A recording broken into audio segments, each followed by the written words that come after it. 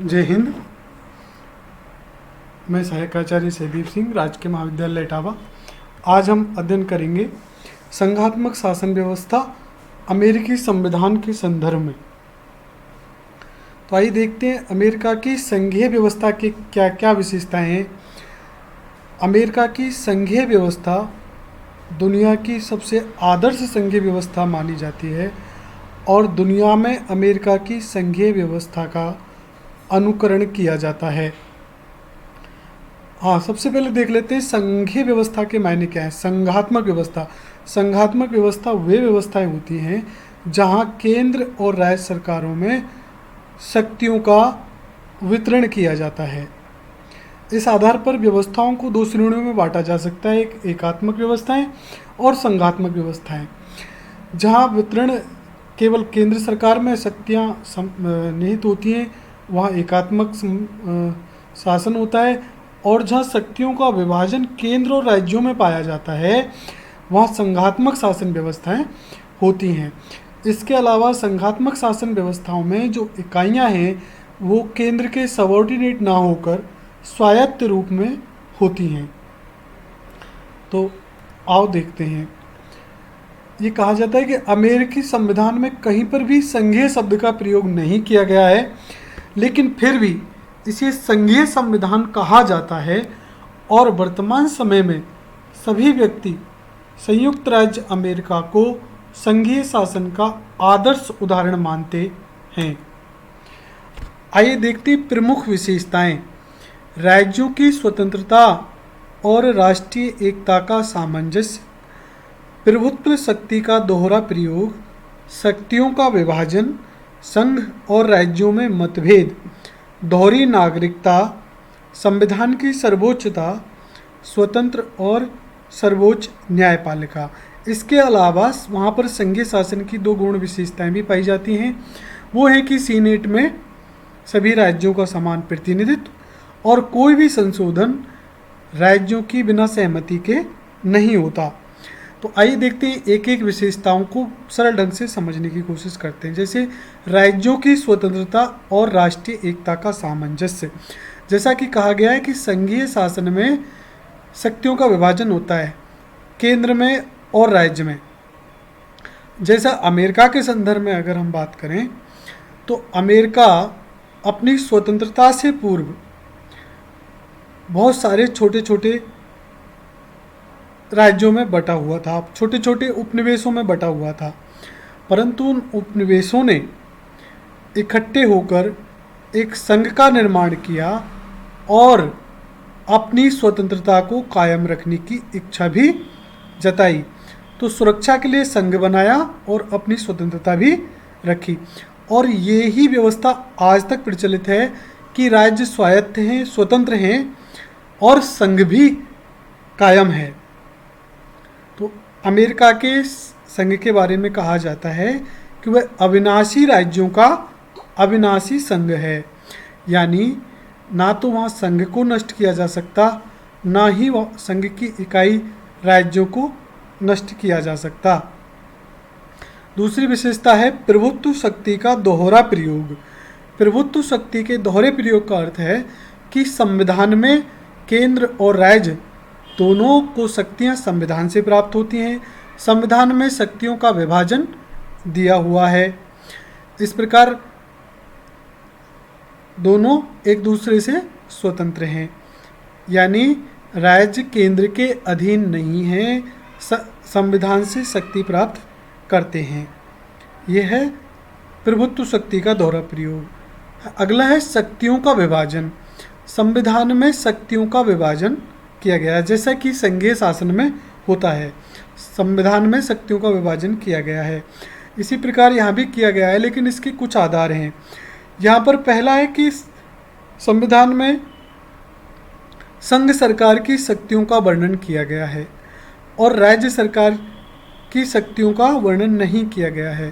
कहने का मतलब ये है कि वहाँ पर गणना और अवशेष के सिद्धांत को अपनाया गया है, जिसमें गणना और अवशेष के सिद्धांत का अर्थ यह है कि किसी एक की शक्तियों का वर्णन कर दिया जाता है और बची खुची शक्तियाँ दूसरे को मिल जाती हैं। इसी प्रकार से अमेरिका में संघ सरकार की शक्तियों का उल्लेख संविधान में है, बाकी शक्तियां राज्यों में निहित हैं। संघ और राज्यों में मतभेद। अगर किसी कारण से संघ और राज्यों में मतभेद होता है तो इस मतभेद को सुलझाने का कार्य वहाँ पर सुप्रीम कोर्ट करता है और सुप्रीम कोर्ट संविधान के अनुसार मतभेदों को सुलझाता है। दोहरी नागरिकता। दोहरी नागरिकता का अर्थ यह है कि जब संघ का निर्माण किया गया, जब उपनिवेशों ने संघ का निर्माण किया, अमेरिकी राज्यों ने जब संघ का निर्माण किया तो उनको संघ की नागरिकता प्राप्त हो गई और उनकी अपनी नागरिकता भी बनी रही। इसलिए आज कोई भी अमेरिकी नागरिक दोहरी नागरिकता रखता है, एक स्वयं उस राज्य की नागरिकता जिसका वो निवासी है और एक अमेरिकी संघ की नागरिकता। संविधान की सर्वोच्चता। जैसा कि संघीय शासन पद्धतियों की सामान्य विशेषता संविधान की सर्वोच्चता होती है। दोनों प्रकार की सरकारें संविधान से शक्ति प्राप्त करती हैं और कोई भी संविधान का उल्लंघन नहीं करता। अगर संविधान का अतिक्रमण करता है तो सर्वोच्च न्यायालय उसकी रक्षा करता है। स्वतंत्र एवं सर्वोच्च न्यायपालिका। संघीय शासन में न्यायपालिका स्वतंत्र और सर्वोच्च होती है क्योंकि संविधान की रक्षा का काम न्यायपालिका का है और संविधान में संघीय शासन का वर्णन होता है, दोनों सरकारों की शक्तियों में विभाजन होता है। तो ये मुख्य विशेषताएं हैं, इनको विस्तार से चर्चा करते हैं। जैसे राज्यों की स्वतंत्रता और राष्ट्रीय एकता का सामंजस्य। इसका मतलब है कि अमेरिका महाद्वीप में वर्तमान संविधान बनने से पहले तक अनेक उपनिवेश विद्यमान थे। सुरक्षा की दृष्टि से वे संघ के रूप में एक होकर भी अपने पृथक अस्तित्व को कायम रखना चाहते थे, जिसके फलस्वरूप संयुक्त राज्य का जो संघ बना उसमें आज भी राज्यों की स्वतंत्रता और राष्ट्रीय एकता से संबंधित पूर्ण रूप से विद्यमान है। तो कहने यानी स्वतंत्रता और राष्ट्रीय एकता में जो सामंजस्य है वो आज भी अमेरिका में पाया जाता है। तो बात स्पष्ट हुई कि राज्यों की स्वतंत्रता और राष्ट्रीय एकता में सामंजस्य किस प्रकार से है कि अलग अलग उपनिवेश थे, पर सुरक्षा की दृष्टि से उन्होंने एक संघ बनाया, परंतु संघ बनाने पर भी उन्होंने अपने पृथक अस्तित्व को कायम रखा। वो पृथक अस्तित्व आज तक भी वैसे की वैसे कायम है। इसका मतलब यह है कि राज्यों की स्वतंत्रता और राष्ट्रीय एकता में वहाँ पर अद्भुत सामंजस्य पाया जाता है। अगला है प्रभुत्व शक्ति का दोहरा प्रयोग। अमेरिकी संविधान में प्रभुत्व शक्ति के दोहरे प्रयोग की व्यवस्था है। कहने का मतलब केंद्रीय सरकार और राज्य सरकार दोनों को ही संवैधानिक मान्यता प्राप्त है। दोनों सरकारें अपने अपने क्षेत्र में कार्य करने के लिए स्वतंत्र हैं। अमेरिकी संविधान एक सतत संघीय संविधान है जिसकी संघात्मक स्वरूप को समाप्त नहीं किया जा सकता। किसी भी राज्य के अस्तित्व को नहीं मिटाया जा सकता। प्रत्येक राज्य का अपना अलग संविधान है। उसमें केवल शर्त यह है कि सरकार का स्वरूप गणतंत्रात्मक होना चाहिए और राज्य का संविधान संघीय संविधान की व्यवस्थाओं के अनुरूप होना चाहिए। यानी प्रभुत्व शक्ति का दोहरा प्रयोग। कहने का मतलब दोनों सरकारों को जो शक्तियां हैं संविधान से प्राप्त हैं और दोनों सरकारें अपने अपने क्षेत्र में कार्य करने के लिए पूरी तरह से स्वतंत्र हैं और दोनों सरकारें के अस्तित्व को नहीं मिटाया जा सकता। इसलिए ये भी कहा जाता है कि वहाँ अविनाशी राज्यों का अविनाशी संघ है, यानी राज्यों को भी नष्ट नहीं किया जा सकता, जैसे कि भारत में। शक्तियों का विभाजन। देखिए, शक्तियों के विभाजन की व्याख्या वहाँ पृथक से वहाँ के संविधान के अध्याय 2 में की गई है। शक्ति विभाजन के 4 आधार हैं। संघ सरकार की अनेक महत्वपूर्ण शक्तियों का संविधान में उल्लेख किया गया है।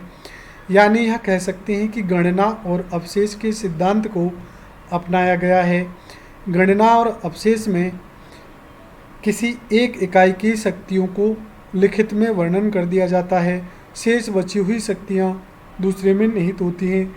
इस प्रकार से यहाँ पर संघ सरकार की शक्तियों का संविधान में उल्लेख किया गया है और संघ सरकार को निहित शक्तियाँ भी प्राप्त हैं। निहित शक्तियों के बारे में हम आगे की स्लाइड में अध्ययन करेंगे। मैं यहाँ बताता चलूँ कि निहित शक्तियों का मतलब ये होता है कि जो अमेरिका का संविधान बहुत संक्षिप्त संविधान है, वहाँ पर विधान की केवल मोटी मोटी रूपरेखा दी गई है। इसलिए उन जो लिखित शक्तियाँ दी हुई हैं उनका प्रयोग बिना अन्य शक्तियों के नहीं किया जा सकता। इसलिए संविधान में ये भी उल्लेख है कि जो संघ सरकार को शक्ति दी गई हैं उनका प्रयोग करने के लिए और कानून बनाए जा सकते हैं। तो वही निहित शक्तियों के सिद्धांत का आधार है, यानी संविधान में वर्णित मूल शक्तियों को प्रयोग करने के लिए अन्य शक्तियाँ भी अर्जित की जा सकती हैं। कुछ शक्तियाँ समवर्ती हैं, कहने का मतलब उन पर राज्य और केंद्र दोनों कानून बना सकते हैं। जैसे टैक्स से संबंधित कानून इसी श्रेणी में आते हैं, बैंकों से संबंधित कानून इसी श्रेणी में आते हैं। कुछ शक्तियों को संघ सरकार के लिए निषेध किया गया है, यानी कुछ ऐसी शक्तियां भी हैं जिनको संघ सरकार के लिए निषिद्ध किया गया है। उदाहरण के लिए संघ सरकार बंदी प्रत्यक्षीकरण को नागरिकों के लिए प्रतिबंधित नहीं कर सकती जब तक कि कोई युद्ध की घोषणा ना हो, देश पर आक्रमण ना हो गया हो। संघ सरकार कोई उपाधि प्रदान नहीं कर सकती और संघ सरकार क्या है कि जो मौलिक अधिकारों के प्रतिबंध भी बाद में जब संशोधनों के द्वारा अमेरिका के संविधान में मौलिक अधिकार जोड़े गए, उनके द्वारा भी संघ और राज्य सरकारों पर प्रतिबंध लगा दिए गए हैं।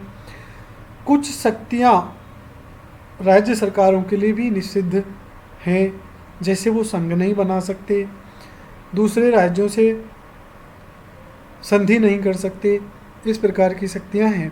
तो शक्तियों के विभाजन के 4 आधार हैं, यानी संघ सरकार की शक्ति संविधान में उल्लिखित है, संघ सरकार को कुछ निहित शक्तियाँ भी प्राप्त हैं और कुछ शक्तियाँ समवर्ती हैं। कुछ शक्तियों को संघ सरकार के लिए निषेध किया गया है और कुछ राज्य सरकारों के लिए निषिद्ध हैं। तो आइए देखते हैं गणना व अवशेष का सिद्धांत। शक्तियों के आधार के प्रथम सिद्धांत को लागू करने के लिए, यानी प्रथम सिद्धांत संघ सरकार की शक्तियाँ जो संविधान में उल्लिखित हैं को गणना व अवशेष के सिद्धांत से समझ सकते हैं। इस सिद्धांत के अंतर्गत केंद्र और राज्य सरकारों में से किसी एक की शक्तियों की गणना करके उन्हें निश्चित कर दिया जाता है और अवशिष्ट शक्तियों को दूसरे पक्ष की समझा जाता है। दूसरा, संयुक्त राज्य अमेरिका में केंद्रीय सरकार के अधिकार निश्चित कर दिए गए हैं और अवशिष्ट शक्तियां राज्यों को प्राप्त हैं। तो ये है गणना और अवशेष का, एक की गणना करके निश्चित कर दिया जाता है और बची हुई शक्तियां दूसरे में निहित कर दिया जाता है। इसी प्रकार यहाँ पर जिनको गणना करके निश्चित कर दिया गया है वो संघ सरकार की शक्तियाँ हैं और जो बची हुई शक्तियाँ हैं वो राज्यों में निहित हैं। ये अमेरिका में होता है। आइए देखते हैं केंद्रीय सरकार को क्या शक्ति दी गई है। संविधान के प्रथम अनुच्छेद की 8वीं उपधारा में कांग्रेस का मतलब वहाँ की संसद है जिसके 2 सदन होते हैं, प्रतिनिधि सदन हाउस ऑफ रिप्रेजेंटेटिव और सीनेट। तो केंद्रीय सरकार को जो शक्तियाँ प्रदान की गई हैं वे राष्ट्रीय महत्व की हैं। जैसे आप समझ सकते हैं कि संघीय सरकार के कार्यों हेतु कर लगाना, राष्ट्र की साख पर ऋण लेना। संघीय कार्यों के लिए संघ सरकार कर लगाएगी। राष्ट्र की साख पर ऋण केवल केंद्र सरकार ही ले सकती है। अंतर्राष्ट्रीय व अंतर्राज्य के व्यापार पर नियंत्रण, मुद्रा को प्रसारित करना और नकली मुद्रा बनाने वालों को दंडित करना, अंतर्राष्ट्रीय संधि व समझौते, सेना व सुरक्षा। चूँकि युद्ध की घोषणा कांग्रेस करती है और सेनाओं का संचालन राष्ट्रपति करता है, अतः दोनों केंद्र सरकार के काम हैं। पेटेंट व कॉपीराइट, डाक सेवा, नाप तोल का नियंत्रण, नवीन राज्य व जिलों का निर्माण, ये मुख्य केंद्र सरकार की शक्तियां हैं। एक बार और देख लीजिए। कर लगाने की शक्ति, राष्ट्रीय साख पर ऋण लेने की शक्ति, अंतर्राष्ट्रीय व अंतर्राज्यीय व्यापार पर नियंत्रण की शक्ति, मुद्रा को प्रसारित करने की शक्ति, अंतर्राष्ट्रीय संधि व समझौते करने की शक्ति, सेना व सुरक्षा की संधि शक्ति, पेटेंट व कॉपीराइट, डाक सेवा, नापतोल का नियंत्रण, नवीन राज्य व जिलों का निर्माण। आगे देखिए, केंद्र सरकार के लिए कुछ शक्तियां निषिद्ध की गई हैं। संविधान की के प्रथम अनुच्छेद की 9वीं धारा में नकारात्मक प्रतिबंध लगाकर कांग्रेस की शक्तियां सीमित भी कर दी गई हैं। जैसे बंदी प्रत्यक्षीकरण को स्थगित नहीं कर सकती कांग्रेस। कहने का मतलब है, जब तक कोई देश पर युद्ध या आक्रमण ना हो गया हो, तब तक वो नागरिकों के लिए बंदी प्रत्यक्षीकरण के अधिकार को स्थगित नहीं किया जा सकता। यानी कहने का बंदी प्रत्यक्षीकरण का अर्थ होता है नागरिकों को मनमाने ढंग से बंदी नहीं बनाया जा सकता जब तक उनका अपराध न्यायालय में सिद्ध ना हो जाए। भूतकाल के लिए कोई कानून नहीं बन सकता, यानी संघ सरकार कोई भी एक्स पोस्ट फैक्टो विधि नहीं बना सकती, वह उपाधियां प्रदान नहीं कर सकती। ये संविधान में लिखी हुई हैं 3 निषिद्ध शक्तियां, और ये बाद में जो जोड़े गए नागरिकों के अधिकार हैं, ये भी केंद्र और राज्य सरकारों पर प्रतिबंध लगाते हैं।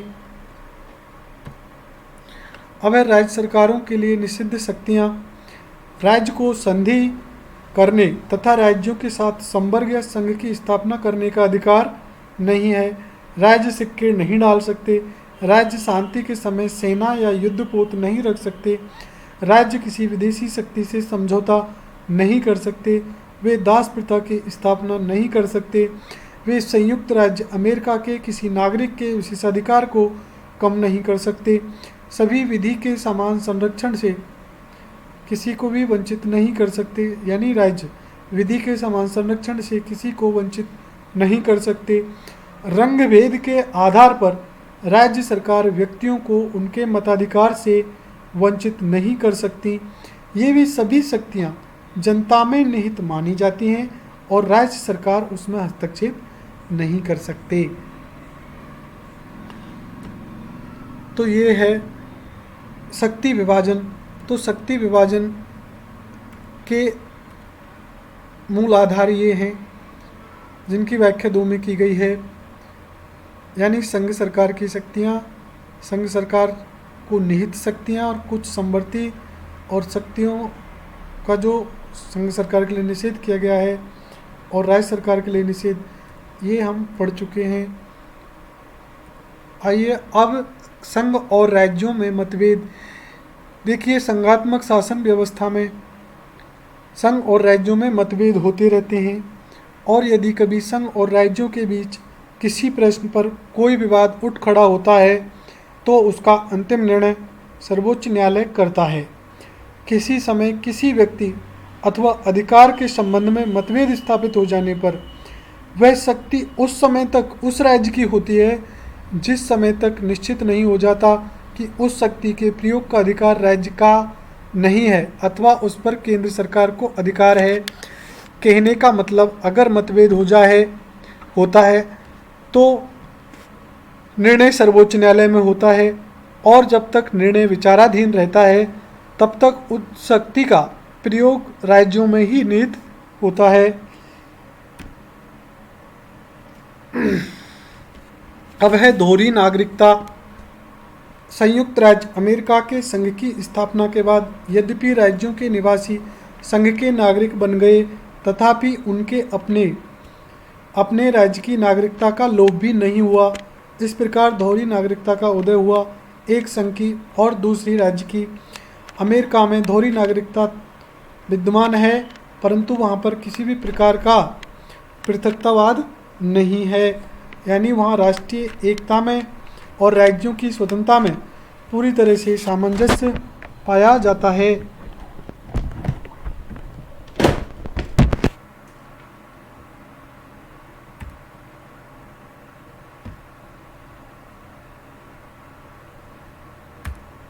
संविधान की सर्वोच्चता।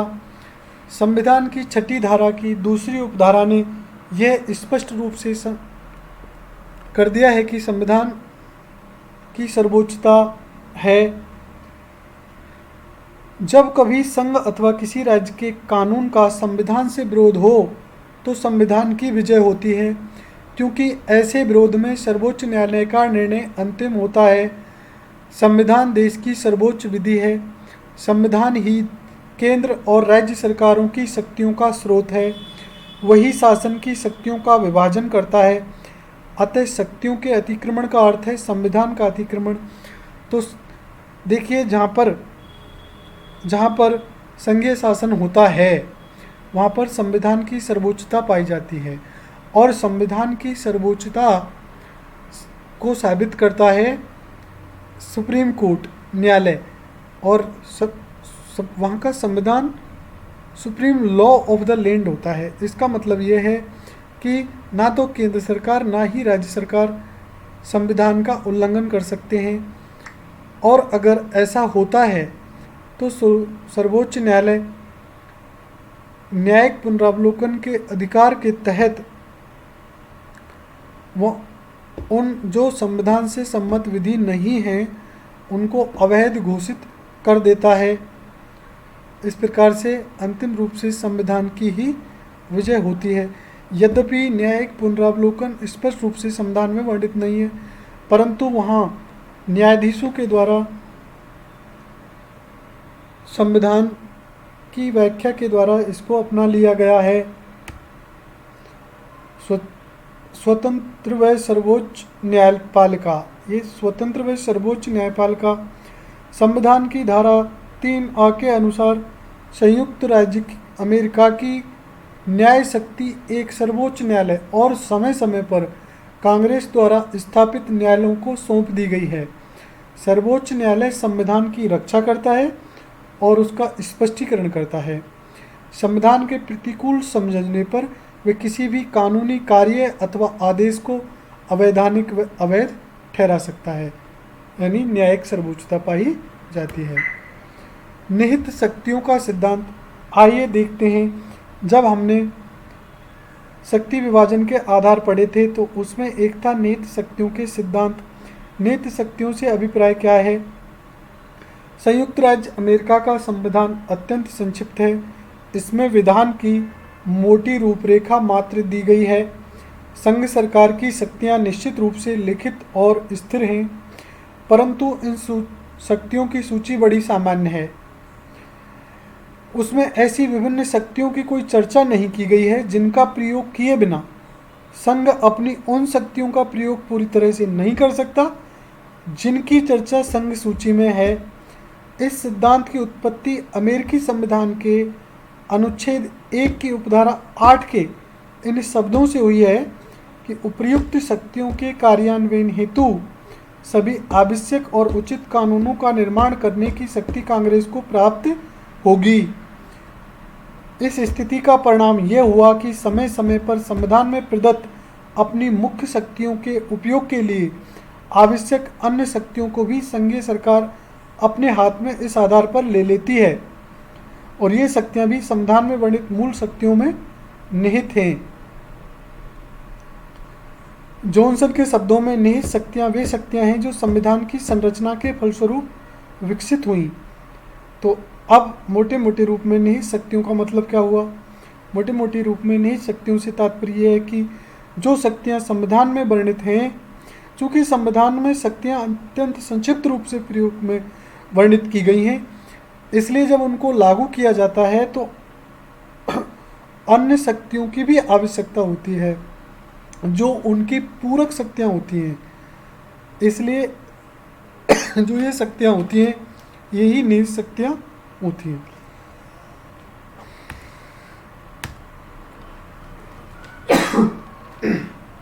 अब एक गौण विशेषता, संघीय अमेरिका की संघीय व्यवस्था की एक गौण विशेषता ये भी है कि वहाँ पर सीनेट पाई जाती है।